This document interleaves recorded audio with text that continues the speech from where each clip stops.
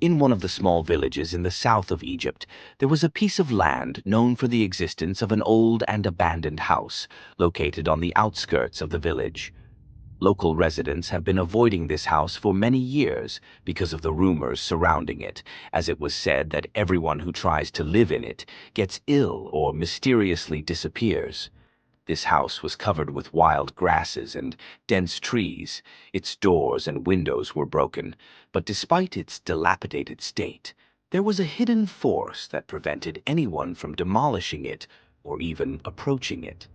In the summer of 1980, a small family consisting of father Hussein, mother Fatima, two children Mahmoud and Salma arrived in the village. They had come from the city after Hussein lost his job, and they wanted to start over in a quiet place. They looked for a house to rent in the village, but there were no houses available except the abandoned one. The residents tried to warn them not to live in this house, but because they urgently needed a place to live, Hussein decided to ignore the warnings and move into the house. At first, things seemed normal. The family was busy preparing the house and making it habitable. But after a few weeks, things started to change strangely.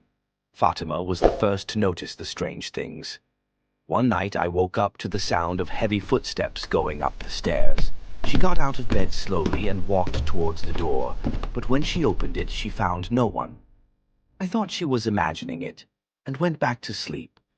But on the following nights, the sounds were repeated. Fatima did not want to upset Hussein or the children, so she decided to keep the matter to herself. Days later, Hussein began to hear faint whispering sounds coming from the kitchen in the late night hours. He could hear his name being called from the darkness, but when he goes to check, he finds the kitchen empty. And one time he found all the kitchen utensils scattered on the floor, as if they had been thrown violently.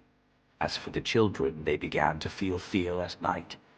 Mahmoud, 10, told his mother that he felt as if someone was watching him from the corner of his room. Salma, the little 6-year-old, began to cry every night for no apparent reason, refusing to sleep alone. As the days passed, the events became more intense. The doors were opening and closing quietly on their own. The lamps were turning off for no reason. One night, Fatima woke up to the sound of Salma crying, and when she went to her room, she found that the door of the room was tightly closed from the inside. I tried to open the door, but it was tightly closed, as if something was holding it from the inside. After many attempts, she finally manages to open the door to find the room completely empty of Salma. She was horrified and began to look for her daughter everywhere. At that moment, Hussein heard a screaming sound coming from the roof. Everyone rushed to the roof to find Salma standing on the dark edge of the roof, looking down and talking in a low voice as if addressing someone. Her eyes were wide open, as if under the influence of something supernatural. Hussein slowly approached his daughter, trying to calm her down, but suddenly Salma began to move backwards with steady steps towards the edge of the roof, as if an invisible force was pushing her to fall. At the last moment, Hussein rushed in and grabbed her hand, pulling her back hard. When they regained their breath, the family realized that they had to leave this house immediately.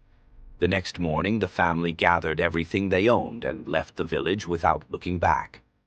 Later, they learned from a resident of the village that this house was the scene of a terrible murder in the early 20th century, in which the father who lived in it killed all his family members before committing suicide.